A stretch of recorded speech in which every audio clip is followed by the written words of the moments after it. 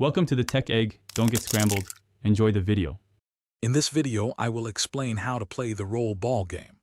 Roll ball is an exciting and dynamic team sport that combines elements of basketball, handball, and roller skating. It's played on a court with two teams, each striving to score by rolling a ball into the opposing team's goal. Players wear roller skates, adding a unique challenge and speed to the game.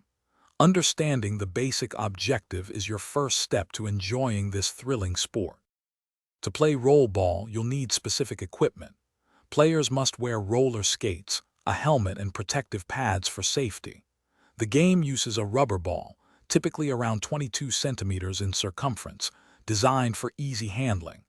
The playing area is a rectangular court, measuring 44 meters in length and 22 meters in width, with a goal at each end. Proper gear and a suitable court are essential for a fair and fun game. Now let's dive into the core rules of roll ball. A key rule is that players must continuously roll the ball. You cannot dribble it like in basketball. The ball is passed between teammates using only your hands, encouraging fluid team play.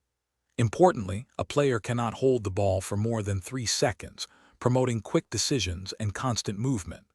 Also, physical contact with opponents is strictly limited to ensure player safety and fair competition.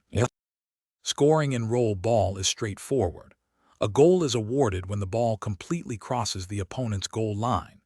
Teams employ various strategies to create these scoring opportunities, often relying on swift passes and coordinated movements.